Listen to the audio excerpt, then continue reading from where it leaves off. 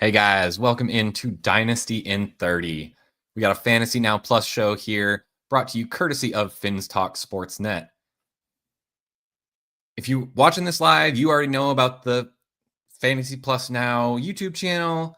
You may already know about the Fins Talk Sportsnet Extra channel. You can find our show on either of those every week on Saturdays, same time, give or take a few minutes, depending on technical difficulties. Today, we have a special treat. Pudge is here. We're going to look into our crystal ball, look ahead to who will be our first round players for 2026. So after this, we'll be right back with Dynasty in 30.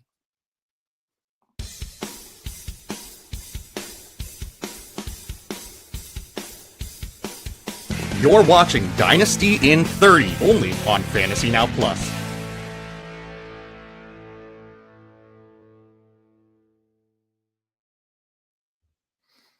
Awesome. Pudge, how are you doing today? Good. Just enjoying this Saturday afternoon. I wish I could say the same, but tough game today. So, do they still have a pink locker room? Yeah. It calms the opposing team. They have a crazy record because of that, or they say it's psychological because of that. Yeah, cool, that was okay. So for those who don't know, the University of Iowa, Kinnick Stadium, their legendary coach Hayden Fry had the visitor locker room painted pink, and it's like a pastel pink, just like solid everywhere. Urinals, walls, lockers, everything is just this pastel pink. I've been through it on tours. It's hilarious. I think everybody understands why, but the politically correct reason that was given and gotten approval was because it was proven in scientific studies that pink is a very calming color, and they wanted to help calm their opponents after their long travels. So yes, Kinnick Stadium is known for its pink locker room. Encourage people to come see it. Kinnick Stadium's an awesome place to catch a game, even though the game was in Ames today. I'll admit Jack Trice can be pretty fun too. That's a good series to go to either way. I know that some coaches don't even go in; they just stay on the bus. Yep. Yeah, I mean, living rent free. That is what they do. So, Pudge, do you have a crystal ball? I know last night it's right. We talked it's to right Fade here. Worthy, and obviously, right I don't know here. where you pulled that out.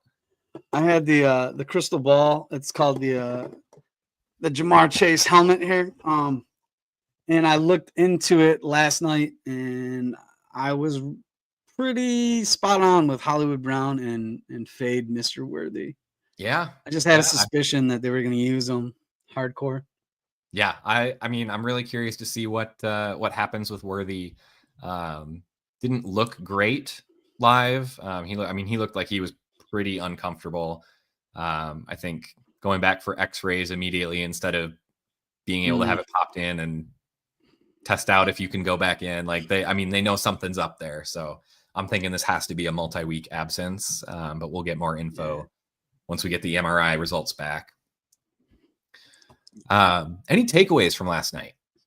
I know, second game of the season, so it's now the path goes through the Chargers now, and it's no longer the Chiefs. I still have this bad taste in my mouth for the Super Bowl. I love the fact that they lost. I'm not a Chiefs fan. But I've had enough of Mr. Kelsey. I can't. I've had enough of Kermit the Frog over there, Pat Mahomes, and his bravado. He's now in the Aaron Rodgers type echelon of. I mean, he backed it up on that defensive back when he just laid that guy out. He's good. I'm not saying he's not good. I'm just tired of him. Yeah. Same thing. Okay, so you said the going through the Chargers now. Is that Yes, I believe it. And that includes Baltimore. That includes Buffalo. Just the AFC West. AFC. Okay. Just the AFC West. No. I was curious. Buffalo and Baltimore are still, they're still cream of the crop. I would say, yeah, I do think it really opens things up seeing that first matchup. I think it does show maybe the Chiefs aren't quite where they wanted to be to start the season. We'll see if Andy Reid can, pull it together like he seemingly always does. I mean, you get the narrative that, the Chiefs don't care about the regular season. They're gearing up for the playoffs. I mean, I think we'll see. That was not an encouraging look to begin the season. So besides, their division wasn't always this hard either. Yeah. So they could play back a little bit. They could rest Kelsey last year. They had two teams that had seemingly brand new rosters with the Chargers and the Broncos, Sean Payton and Harbaugh.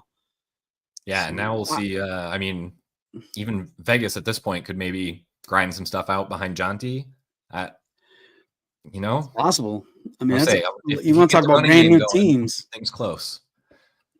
Yeah. Interesting. So yeah, I mean, we're definitely seeing the landscape change in the NFL. Definitely how this season plays out is going to have a huge impact on our topic today, our 2026 startup draft first round players. This is your opportunity to hear our thoughts, get ahead of the curve. These are guys that you may want to trade for before they have the big season. For some of them, obviously, some of them are already towards the top.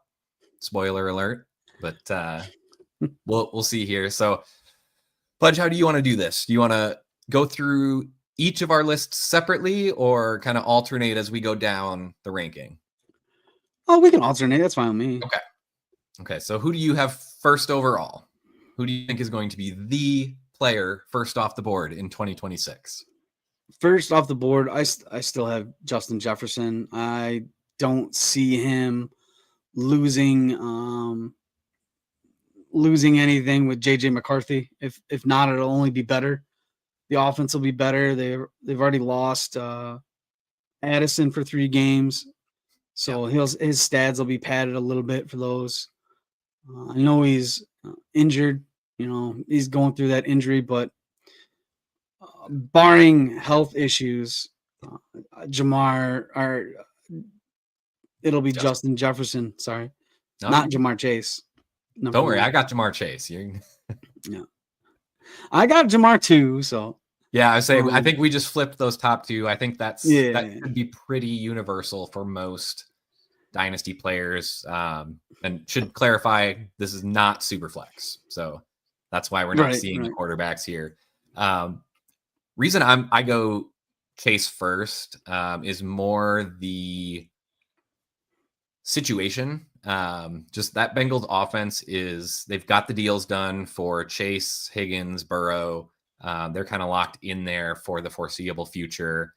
They just have not been investing in defense. So I think they're one of those teams that's going to end up kind of the circus show of they're just going to have to try and outscore everybody every week. I mean, you got people talking about starting Joe Flacco, which I think if you had said after the Super Bowl, like, hey, guess what? Joe Flacco is going to be a start week 1. I don't know that people would have believed you. So that's the effect that defense has. And so I just think Jamar Chase is going to have a more stable future. There is more uncertainty with JJ McCarthy. I think you're right. I think McCarthy's going to be an improvement over Darnold. I trust Kevin O'Connell to scheme things up. And you are 100% right that Justin Jefferson is going to pad his stats this year with that 3-game suspension to Addison, which is why he is my wide receiver 1. Like 2025, he's the guy. But Dynasty, I got to go Jamar Chase. So now we've gone through 1, 2. Who do you have up at 3? Up at 3, I've got Bijan Robinson. Okay. That offense should be better. There is no one outside of Pitts and Drake London and Bijan.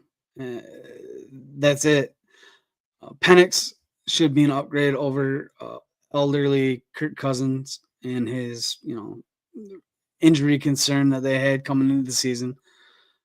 He started off okay, and then it seems like that Achilles just wore on him, and he wasn't the same person he was the first couple of weeks. So I've got Bijan there over my running back 2. But so I actually started 3 straight receivers. I've got Malik Neighbors up there at 3, I think. 3 LSU guys, huh? Top 3? Yeah. Hey, I love it. Wide receiver you. You stop it right now. It's the new wide receiver you. Okay, that's fair. But I mean, they pumped out Beckham Jr. and totally blanking on the possession receiver. Who was his teammate that came out the same year? It was Odell OBJ? Beckham and sorry, who was it? That came out with OBJ? Yeah, it wasn't. It was like a 1-2 punch. All right, we'll look that up. I'll look that up when I get a second. If anybody in the chat knows, just put it in. Like, I'm gonna kick myself. I don't know how I have a blank spot here. Oh, sorry. Yeah, so it was, if I'm remembering right, it was OBJ and someone else, and then it was Chase and Jefferson came out, and like, but everybody hit. Everybody hits. I don't know what it is, except for my guy a few years ago, Terrace Marshall. Kayshawn Booty. I am still holding out hope on my Terrace Marshall bags. He's sitting there at the end of my rosters, so please just find a couple touchdowns this year. Yeah, I think Malik Neighbors is one of those guys that if you were going to ask who's going to lead the league in target share, I think he would have over 50% of the votes. That entire offense is built to throw him the ball. I think you're going to see that. And I mean, we kind of saw a little bit of hype already with Jackson Dart. So I think, I mean, if they struggle at QB and he gets in early enough and can show people that he can succeed with Neighbors and they have a good connection, like I think Neighbors could take that jump to just be right there with Chase and Jefferson, and it could be a big 3 instead of a big 2. That's kind of what I think the opportunity is going to be there. It'll just be if he can stay healthy, and if they can show that the quarterback situation is headed towards being stable. So, yeah, I like that for sure. I just think that those 3 guys they've solidified their roles moving forward for sure. I don't see anybody that can climb in there or has the amount of targets to climb in there other than those guys. So I did look this up now. Jarvis Landry came out with OBJ. Oh yeah, like he wasn't like the superstar wide receiver, but he was that like consistent slot guy that just every year was fringe. He's wide the DeAndre Swift of wide receivers. Yes. How's that? That's always a solid wide receiver 2 in your team. Yep, for years. I mean, you trusted him for God. What did they came out 2014 something like that. Oof. So I used to love him for Miami, but when he went to Cleveland, it was curtains. All right. Okay, so that got through my 3. I actually do have Bijan 4. Sorry, Bijan.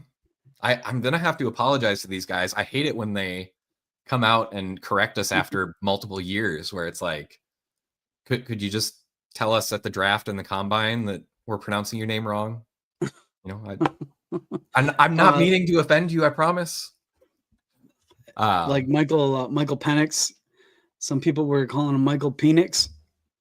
And he I think all of his AFC South competitors still do, don't they? Yeah, pretty much. Or NFC South. And I know you meant. Yeah. But so you've got your first 4. My first 4 is you've got Bijan 4th, you said? I have Bijan 4th. I think you had him 3. I have Bijan at 3, and then Jahmyr Gibbs at 4. Gibbs at 4. I have Neighbors at 5. Okay. So tell me about Gibbs. Why do you have him as high as you do? What's the case there for Gibbs? So Gibbs, especially this year, the Lions have a very difficult schedule. What that means to me is they're going to have a lot of close games. They're going to have a lot of Jahmyr Gibbs out of the backfield catching the ball more than they have in previous years. He's still going to get the volume that he normally gets in the run game. Plus, he's probably going to get those extra, the extra, 5 minutes in the fourth quarter that those guys pad their stats with. That alone right there has me very high on him this year and next year. Okay. I will say I'm not there yet. I actually view Gibbs kind of as one of those regression candidates. I believe he had, was it 16 rushing touchdowns last year? Yeah, he had the most last year. Yeah, so I'm kind of sitting here thinking like, okay, with Ben Johnson gone, like if that offense takes a step back, I will grant you, I do think you're right that he's going to pick up the slack in the receiving game a little bit. But I think there's going to be enough touchdown regression that I don't think he's going to finish up as like right with running back 1. And in my mind, that's then going to drop him down a little bit in the first round of a startup. I think people are going to lean more towards the receivers that are viewed as like that more stable start. And actually, maybe that's a good question since you've got Bijan at 3 and Gibbs at 4. What is your stance on starting with a wide receiver there or with a running back there? Like, would you be concerned about that, having to wait to get another cornerstone player until the end? I am only taking these guys. It's very hard for me to do a startup without a wide receiver first. But it is possible with Genty maybe after this year, who knows? But those 3 players are young enough to me that I can start my team and still be confident that they're going to be playing 3 years from now. Yeah. Yep. I'm not too concerned with the beyond, because if you look at Javonte Williams, he was a top 5 running back 3 years ago, and now he is a top 1 running back right now. Well, right now he's running back 1 for the for the NFL. But that being said, there's so much that fluctuates. Yeah. But Bijan, a very, very solid upcoming team. Gibbs, his surroundings are very, very solid. And Genty, I know Pete Carroll's old, but it looks like he's building a foundation. Yeah. And those are solid foundations. Those are the only 3 guys that I'm willing to jump up and grab. Yeah, that's always been my struggle personally. I definitely fall into the trap at times of playing the long game too much. Really, grabbing the stars before they become stars situation, and then your roster kind of stays middling because they're good players, but they haven't taken the leap yet. And it's just trying to time when all of those players are going to get up into stardom at the same time. You can kind of end up, unfortunately, treading water at times. So I've definitely struggled there, and I just am very uncomfortable taking the running back that high, I think, which is why I've got the 3 wide receivers. I think Bijan's a little bit of a different case just because of the workload that we saw him get. I think ever since Arthur Smith left, it's been clear they understand they have to get him the ball. So through the air and the ground too, though. He's got both solid. He's got solid floors for both. Yeah, exactly. I think he's one of those that like you just don't see workhorse running backs very often anymore. So he just gives you such a positional advantage there that I am willing to go Bijan early, but it does make me really uncomfortable. If I've got the 4 spot and Bijan's there, like I'm probably taking him, but I'm probably gonna have some heartburn as the draft continues. That is not how I like to build mine either. And that's the only reason I have Genty at 8 is because I don't like taking running backs early. Like I said, these guys are so young that it's okay for me, but I like the stability year to year for wide receivers. Not Nico Collins. Just kidding. We'll get to him. We'll get to him soon, though. Oh man, yeah. Okay, so you've got 4 was Gibbs, right? I have Jefferson, Chase, Bijan, Gibbs. Okay, so then I've got Lamb at 5. I've got Neighbors. Okay.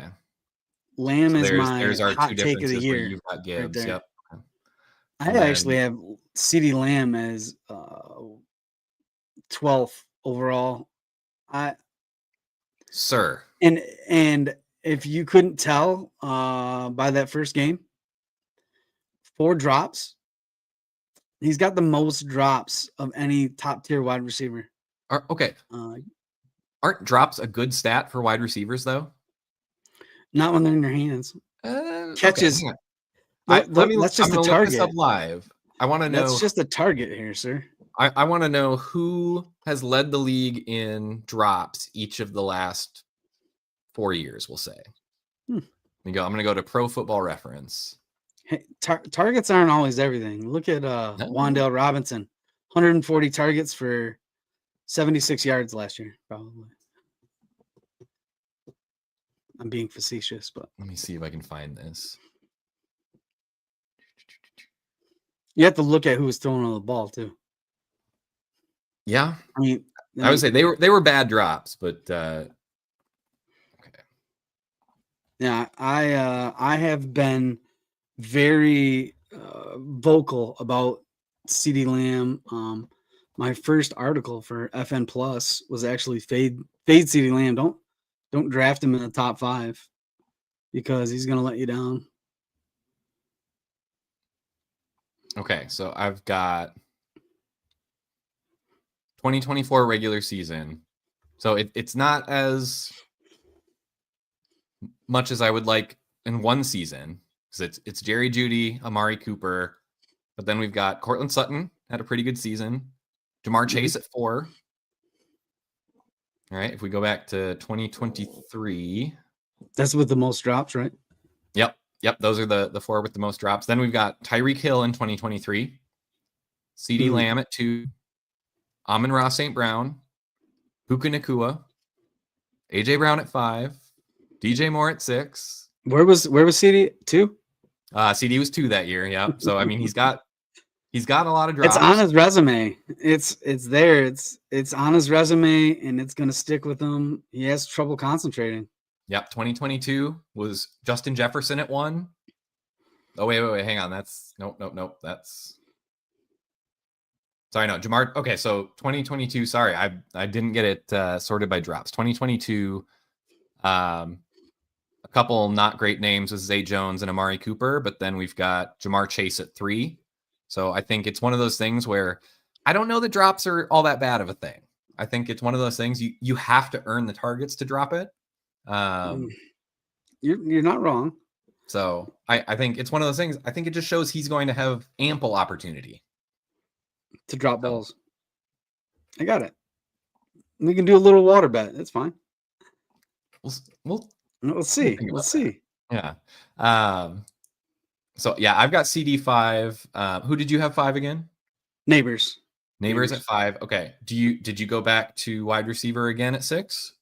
Yep. I have Amon-Ra St. Brown. That's okay. And, yep. And he's slow and steady wins the race. There's nobody more consistent than Amon-Ra St. Brown over the last 4 years. He's continuously improved, even though his targets have dropped because of the offense being better. Yeah. The players are actually maturing well. Jameson is now maturing. Yes. Sam Laporta, his rookie year, and then came on strong last year. Gibbs and Montgomery. Montgomery had Laporta. Now that's the new tight end university. It used to be Miami, but Miami, they might be having a comeback. We'll see. So we'll see. But I really like Amon-Ra St. Brown as a stable play for your team. Yeah. A good pillar. He's going to be there. He doesn't miss time.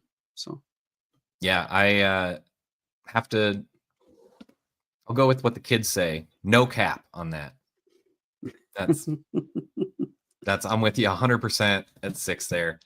So I actually do have Ashton Genty at 7, which may be a little bit high after our discussion about running backs. But the more and more we head into this season, I think he's going to be another one of those rare workhorses that Pete Carroll has a history of leaning on one guy. Right. He's got the skill set to do it. I think that team is building the right direction. So if they show that they've got the solid foundation on offense and he gets, 300 carries and 40 targets in his rookie year, I agree. That's hard to pass up. Yeah, I think it's a much better offense. I have him at 8, so okay. we're one apart. I have Brian Thomas Jr. at 7. So okay, I'm high. I need to hear this case because I do not have him in my top 12. LSU wide receiver. This guy, his name's Liam Cohen. He took a stumbling guy out of Oklahoma. I don't know if you know this guy. His name's Baker Mayfield. Is he like the Muffin Man that lives on Mulberry Lane? Drury Lane. Yes. So he took Baker Mayfield and made him a top 10 quarterback. What did he do there? He also made Mike Evans and Chris Godwin very, very startable for all the weeks that Godwin was available. Yeah. Now, Godwin went out and McMillan had a pretty decent year as a rookie. Now, you put him with Travis Hunter, who I don't believe will be the alpha there. I know they put a lot of draft capital into him. But Cohen obviously put that capital in there because he wants to play both ways. And it seems like they're going to let him have his way until he gets knocked in the mouth a few times. This is the NFL. This is not college. No, he got roasted by Elick Ayumanner, so he's going to get roasted by NFL. Yeah, we haven't seen anyone really successfully play both ways for a long time. So, I think it's definitely an uphill climb for him. It'll be really interesting to see where his career levels out if he keeps trying to push it and then is one of those like jack of all trades, master of none situation, or if he ends up picking a position, which. Yeah, I like BTJ here is just a solid play on an ascending offense with Cohen at the helm. Yeah. And this week it's going to be good because the Jaguars it's wheels up for them. They're playing Carolina, and that defense was the worst in the league last year. So it'd be a good play for. It should be a good start for. You can go out, check the website. We've got some DFS content up. It's true. Tim just posted an article about week 1 slate, what he likes over on DraftKings. Go ahead and check that out. I am sure that Lawrence and BTJ will be on there. I can hear the argument in my head. I just can't pull the trigger. I have that like what if in the back of my head of like, what if we saw his ceiling in his rookie year? Like, I know that sounds a little bit crazy because being a rookie, like you just expect growth, but I mean, what if it was one of those, he kind of caught the league by surprise. hit some big plays that really, aren't necessarily going to be there as defenses focus. I think there's a chance he comes back down to earth, even with Cohen. And what if Travis Hunter is good and it's more of that 1A, 1B situation where they, he can't get 25% targets because there's just not enough to go around. That's my concern with him. That's why I ended up leaving him off the list. So TBD. Yeah. I like it though. I like the not conformity on him. I like the player. I think he's super fun to watch. I mean, you saw those highlight plays last year. Like, you get him long striding. Oh, there's not a prettier highlight in the league right now, unless you're talking about someone like Jean or Gibbs putting on multiple moves and having linebackers whiff. But yeah, get him in the open field and that running style. I love it. 2 weeks ago, that was the jersey I wore on this show. Was Brian Thomas Jr. So he's my guy. He's my flag plant. Little foreshadowing. You're getting some Taylor Swift vibes here. You gonna announce anything? Or? Hopefully not. Okay. Dropping all the breadcrumbs for the fans.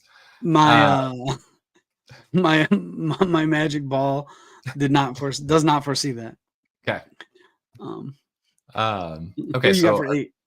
So I actually have Jahmyr Gibbs at 8. So that's where he fell. That's where I'm starting to I'm running out of the top end wide receivers that I'm comfortable with. And he's a good enough talent. And like you said, young enough that's where I'm starting to be more comfortable taking him. And then plus at 8, you're then picking 205 in a 12-team league. So at that point, I'm feeling good about being able to get a top end wide receiver still. Someone that I would still feel is a wide receiver 1 currently in Dynasty. So I have a much easier time as we get further in the back end of the first round of taking those running backs instead of the wide receivers. Yeah, I mean, it matches your philosopher. Yep. Gotta think it through. 9, I do go back wide receiver. I'm actually going to go Drake London. I think he's kind of one of those guys that everyone's kind of getting in on before the season this year. I think redraft, his ADP was shooting up. I think he's displayed a really good connection with Michael Penix. And like you said, I don't think there's much else there. Yeah. So, I mean, I think he's one of the guys. He's very young. Yeah. He's extremely young. Like 22. Yeah. 23? He's one of those guys. He's like Brandon Cooks when he came in. Brandon Cooks has been 20 something for like 20 years. And Drake London's going to be one of those guys too, I think. Yeah. No, absolutely. I think he's one of those guys he could challenge for a 30% target share in that offense. And if we see that, I don't know how he would make it out of the first round next year. Because you might have swayed me on Drake right here. We'll see. Move him up my board. Yeah, I mean, keep an eye on it. If he gets the usage, I'm thinking, I think he's one of those guys I'm definitely higher on than most, I think. What's your number 9 position here? I have a healthy Puka Nacua at 9. I can respect you that. Just you can't deny his ability to get open. His separation, his route running is just insane. That and Matthew Stafford likes to hyper target players. Yes. Cooper Kupp and him thrived both on the same team. He'll be able to thrive with Adams alongside of him. Might even pull off some coverage. They won't be able to play zone man on either one of them. They'll have to pick and choose. So I have Puka there, albeit he's healthy because he has trouble staying on the field. Yeah, I mean, I think his play style, he's going to put his body on the line when he needs to, which the quarterbacks love. They know he's going to help them out as much as they can. I think he's just good. He's good. I don't know. He could have played basketball too. I don't know if people know that or not, but he could have been a professional basketball player as well. And if you look at those guys, they usually have pretty good careers because Yeah, they could just soar over people. yeah, I've actually got him at 10. I'm with you 100% there on Puka. Honestly, I my got only Igbuka. concern is Stafford's back injury. If he struggles through this year, if it doesn't get better, like, does he retire after this year? I know they've kind of got him on a you can play as long as you want type agreement, where they're just going to re-sign him for a year at a time, let him make his own decision. But we're getting to the point where I don't know what that decision is going to be anymore. So No faith in Stetson Bennett, huh? I see how you are. Those Georgia boys. Georgia's No, not Jimmy Garoppolo. Georgia's the defense school. You draft the Georgia defensive players or someone else that might have made my list. We'll see. Yeah, he's coming up. I have Igbuka at 10. You and I are very high on him. We talked about that last time. I think there's been enough in the media that we don't really have to say how or why we feel that way. I think he's one of those guys. I don't know how much. I wonder. Have you seen him traded at all in leagues?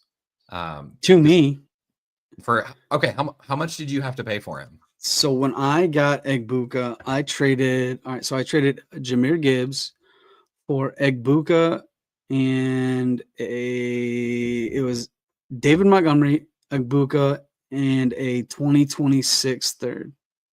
Okay. So take a step back in running back production, but then get Igbuka, add a pick on to sweeten it. Yeah, I mean, it's just how I build my rosters, and I have very good running backs from this year. I got lucky, and I traded for a pick a couple of years ago, and I ended up getting Genty. Nice. And then I backfilled it with RJ Harvey. So cool. I had 2 picks this year.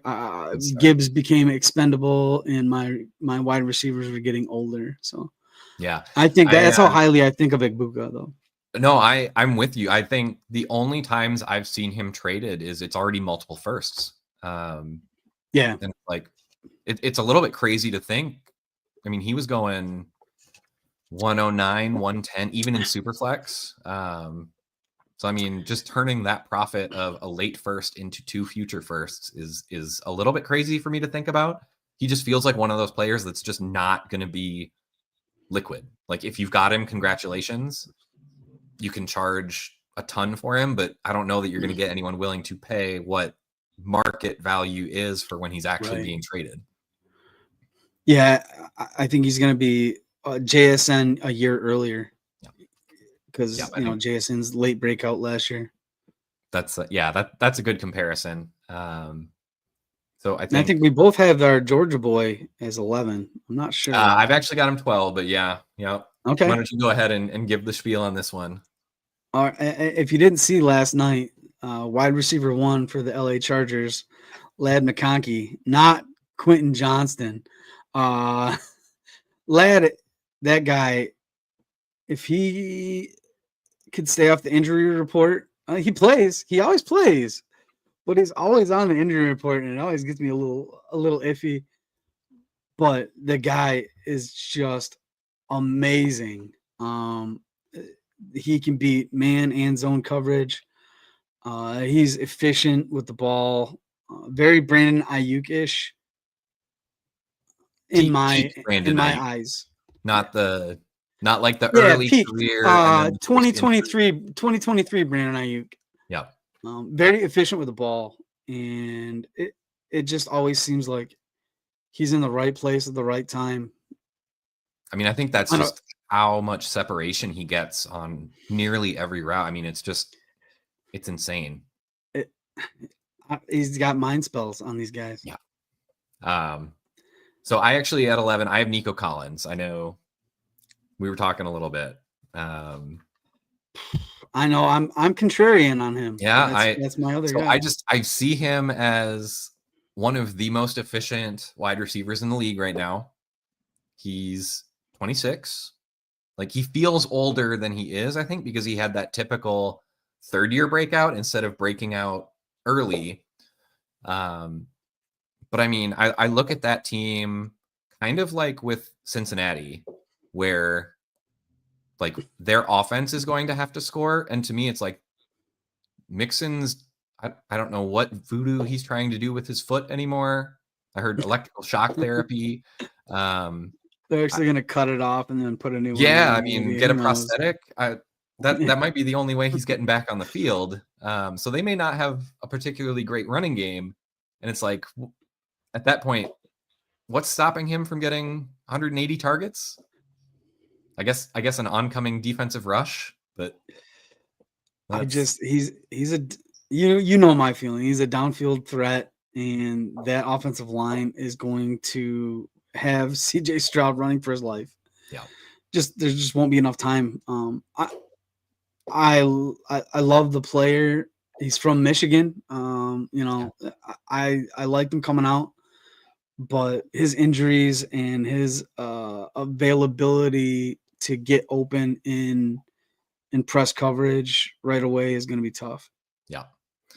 So who do you have at 12 then? I've got CeeDee Lamb. Okay. Again, I know I'm against the grain. You're just feeling like he's just dropping the ball. Yeah, he's dropping the ball and proverbially and otherwise. I would say he's got to be careful or he's going to get called Times Square. Like just known for that New Year's ball drop. I've been this way for a long time, and originally it was because they didn't have anybody else alongside of him. Yep. I do like the addition of George Pickens. Pickens had a touchdown called back, or not called back, DPI. Yeah. In the first quarter, and that would have those are targets that CD wouldn't have had, right? Yep. So if you look at it that way, that those are points that CD's not going to get. I mean, he got molested on the 5-yard line or whatever it was, going into the end zone by Philly. Yep. So you gotta think that he's gonna catch that. Those are points taken away from CD there. CD has a tendency to drop the ball. We've talked about it. And that offensive line still isn't very functional. They lost their left tackle for the year. I don't know how they're going to be this offensive juggernaut that they want to be. And now, they lost Parsons. So Parsons it's just bad all around for Dallas. It's hard for me to envision them being good. They did produce against Philly, the champions. So I am so sorry for anyone who is a Dallas fan. Like you've been through a lot already, and it's only week 1. I'm sorry. So I think we might have gotten our wires crossed a little bit here because I think you had the wrong Georgia boy in the top 12 here. Whoa! Yeah. Really? Oh yeah. You didn't like Ladd? Brock Bowers, man. Brock Bowers comes in. He alphaed him at Georgia. He came in and set rookie records as a tight end. He's still going to be the centerpiece of that. I'll give Ladd. He's going to be wide receiver 1 for the Chargers. Brock Bowers is going to be wide receiver 1 for the Raiders. And when everyone has to worry about Ashton Genty, Brock Bowers is going to be hitting up some play action down the seam. And my goodness, it's going to be glorious. Bowers, I still have McBride ahead of him, but I do love Bowers. Bowers is a good pick here, and then you're picking back to back normally. Yep. So that alleviates a little bit of the I do actually then have Ladd 13th, so I could. So yeah, hey, Georgia boys back to back. Yep. I love that. Cool. So I know while we were going through, we did get a little bit of a question.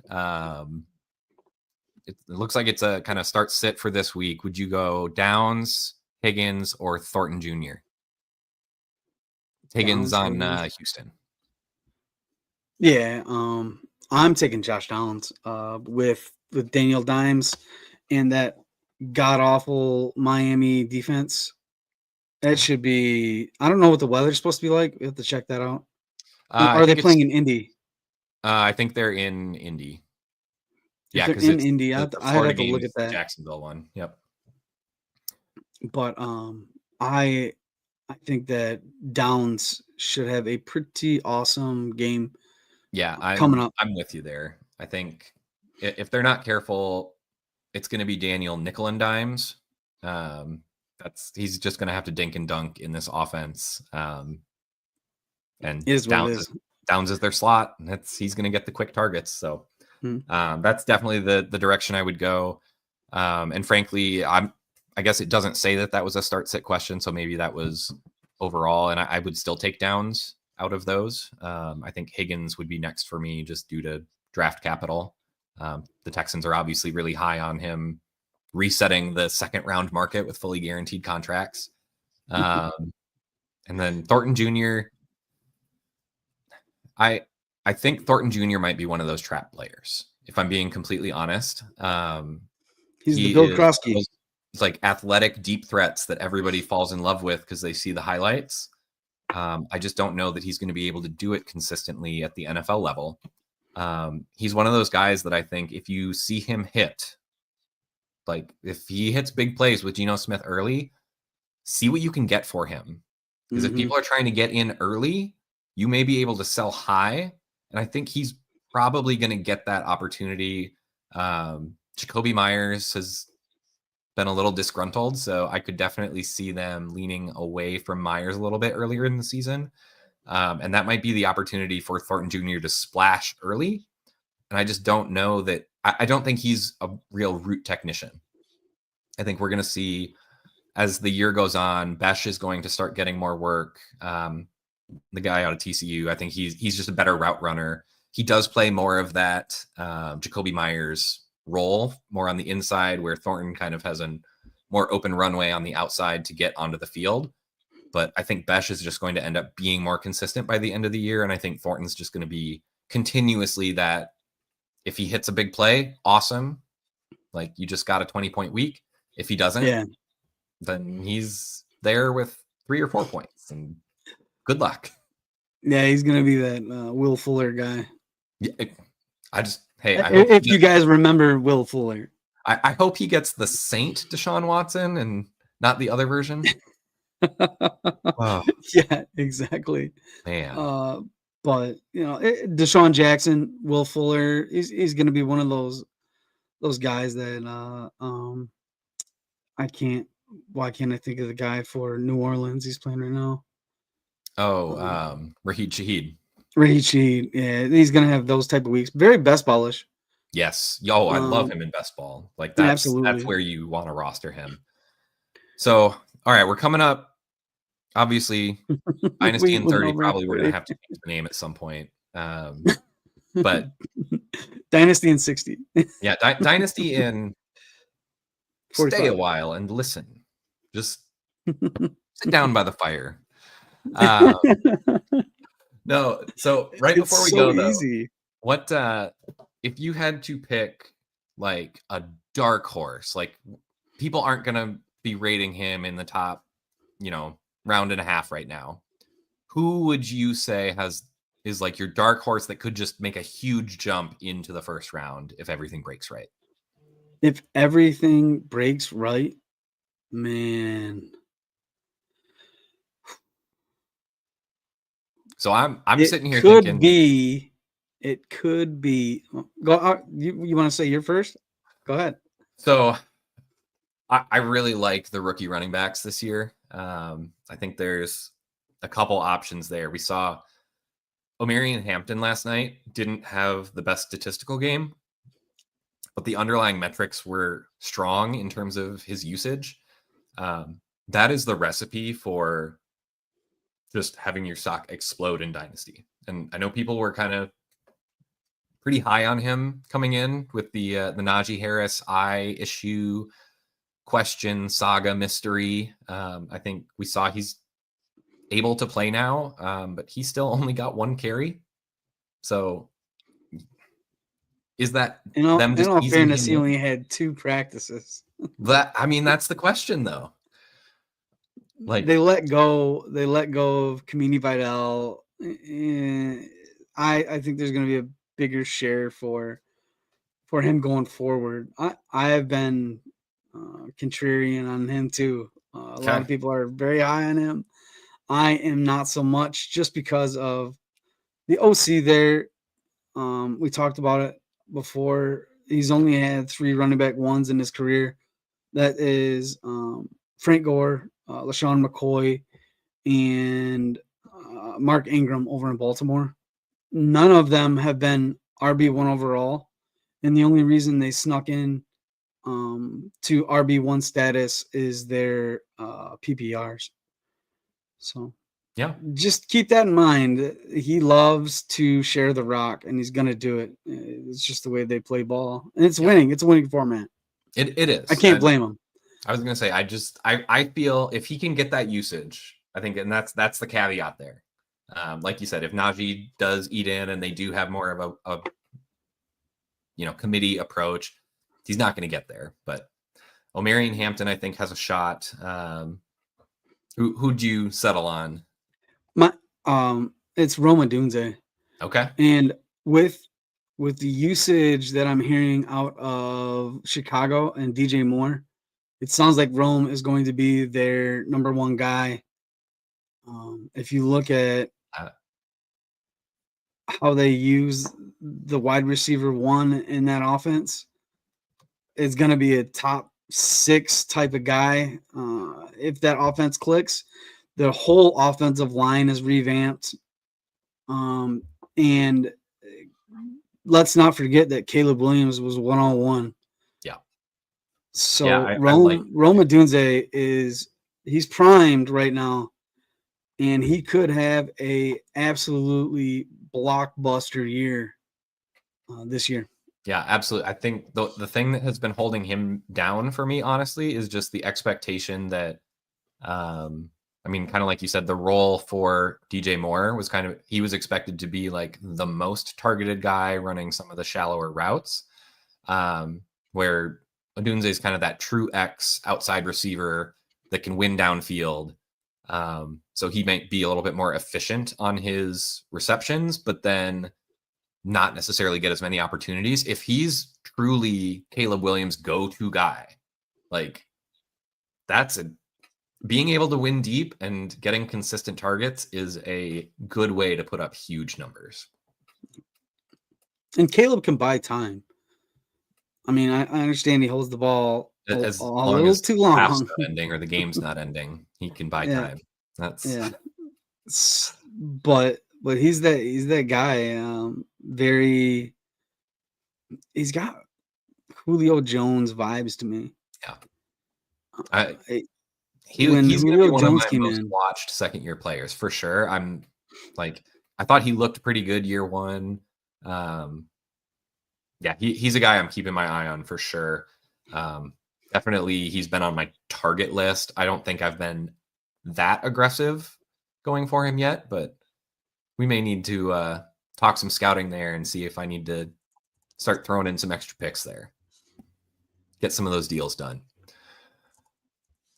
Well, guys, we do not need to keep you all weekend. We can let you go now.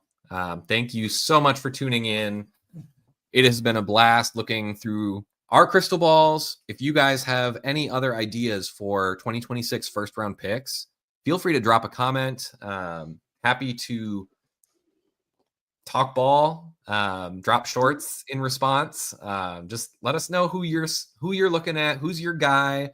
What's the take that's kind of outlandish that you think that this guy is going to get there? Let us know.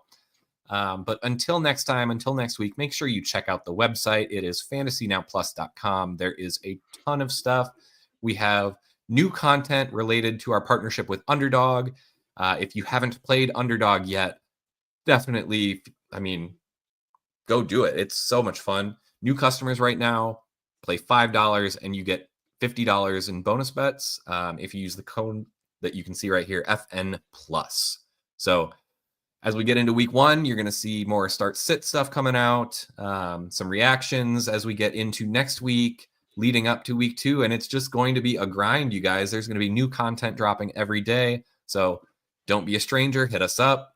You can find me. I am at FF Philosopher on Blue Sky. And Pudge, where can they get you? Actually, tomorrow I'll be doing start sits with Justin Bowerly at 11 a.m. live. So if you've got any start sits for tomorrow, give us a shout. But you can find me at FF_LaPudge on Blue Sky and the same as X. Awesome. All right, guys. Until next week. Peace. See ya. Thanks for listening. Be sure to like and subscribe wherever you watch or listen to podcasts. We'll be back next week for more ways to win your league.